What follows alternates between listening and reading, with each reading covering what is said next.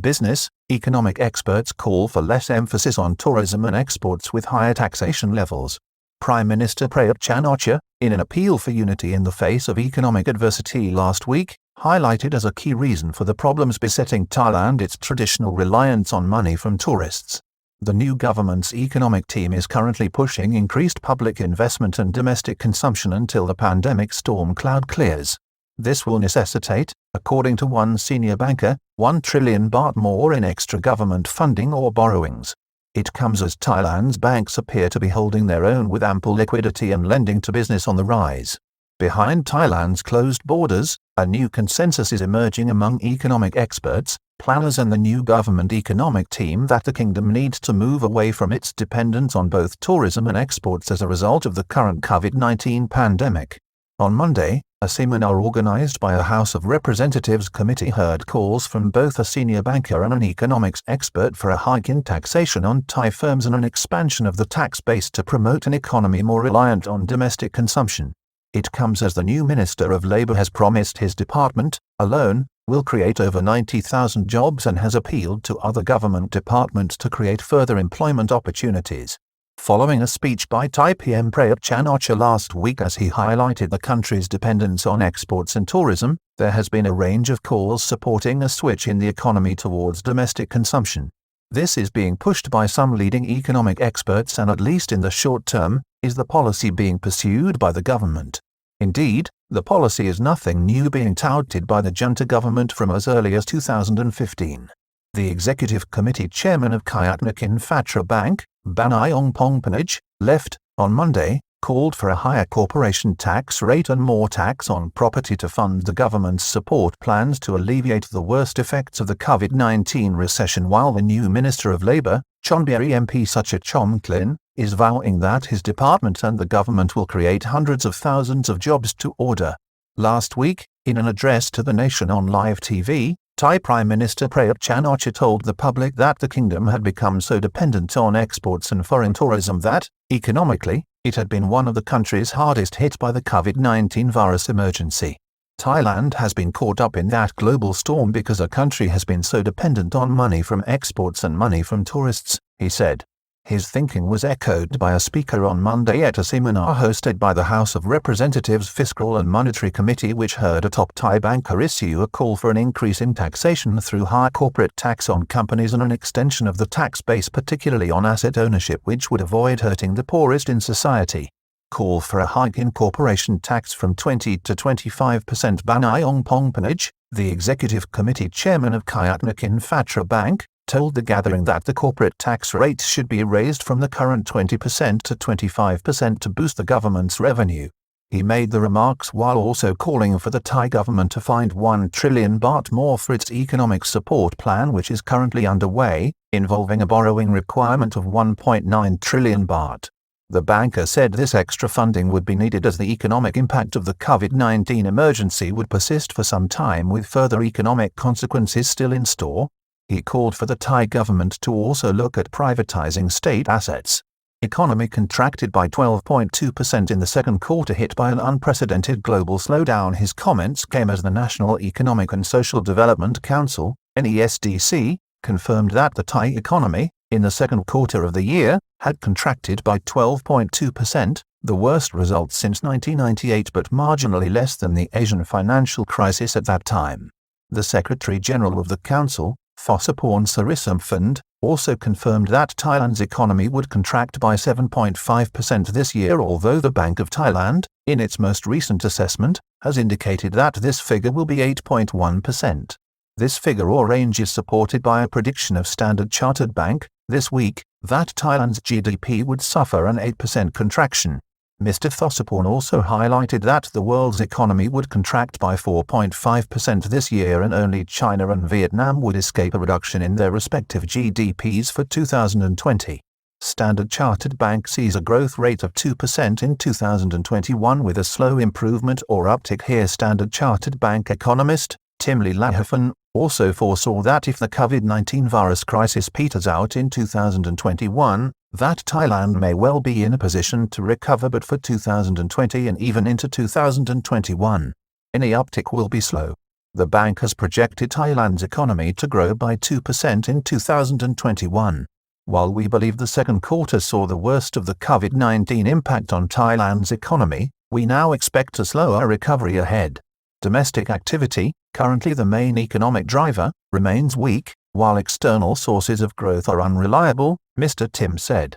Economist from Thammasat University calls for a wider tax base and the use of digital technology to wean the exchequer off tourism receipts at Monday's House Committee seminar. Jathathip Jongwanaj, an associate professor at Thammasat University's Faculty of Economics, also called for higher taxes. He indicated that the government should raise taxes and deploy digital technology to achieve a widening of its base of taxation. Mr. Jathathip said Thailand must move away from its dependence on tourism and exports and create an economy more focused on domestic consumption. However, he pointed out that in order to achieve this, the government must tackle the chronic problem of household debt in Thailand. The move away by Thailand's economic planners from tourism was a key policy initiative at the junta government in 2015 when the new economic team took the helm, but appeared to be overtaken by a surge in Chinese tourists, creating record numbers for the tourism industry up to 2018 and 2019. Jobs to order, self-reliant economic model emphasized as the new Labour Minister announced his department will create 91,444 jobs. The move towards more self-reliance in the Thai economy was further boosted on Tuesday when newly installed Labour Minister, Suchat Chomklin, announced that his department would create no less than 91,444 jobs for Thai workers. The new minister said he had ordered his department to prepare the jobs, which would see 42,367 new positions created, particularly within the Eastern Economic Corridor. These would include jobs for bachelor degree holders down to school leavers. Many of these positions would be in the provinces of Chonburi, Chuchongseo and Rayong. The minister also revealed that a further 49,077 jobs would be found by his department for Thai workers abroad in countries such as Taiwan, Israel, Malaysia, South Korea, Singapore and Japan. Mr. Suchat said that other ministries had been tasked with preparing positions for Thai workers and that his department alone, the Department of Labour, would provide 30,000 new jobs. Minister warns of fear-stalking workers in recent days. The new minister, Apalong Prachut MP from Chonburi, has described part of the problem ailing the economy now as the fear being instilled in workers. Mr. Suchat promised to set up a labour exchange centre within the Labour Ministry to match the unemployed with jobs in the industry. He also promised to pay particular attention, personally, to new graduates entering into a difficult labour market caused by this deep recession. What I will do is to set up a national labour centre in my ministry, the minister said. The centre will lower unemployment by matching unemployed workers with industrial firms.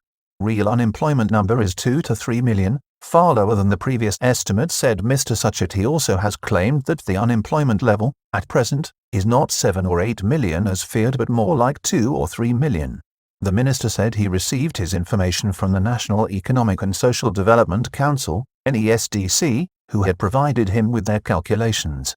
On that basis, he asserted, these figures could not be wrong. New lending licenses announced. Thailand's Bank of Thailand also announced a decision, this week, to broaden the range of loan intermediaries in the country in an effort to expand financial services and lending to the less well-off. The move will allow for the advance of more peer-to-peer lending, which may greatly improve the dynamism of the Thai economy. This activity is governed by the Credit Information Business Act of 2002. Banking system is weathering the storm. The ability of Thailand to weather the COVID-19 storm so far, and the fact that, at least, the domestic economy is showing signs of improvement is underpinned by the stability of the banking system. This week, the Bank of Thailand, through its Banking Supervision and Risk Assessment Department, gave an overview of how the tough second quarter had played out within the banking sector. Bad loans rose marginally to a rate of 3.09% from 3.04%, but the key figure was a plummet in bank profits from 53.3 billion baht in the first quarter to 31 billion baht in the second quarter due to higher risk provisions. A key finding was that the COVID-19 recession, which Thailand is now officially in, had impacted big business in Thailand substantially in the second quarter.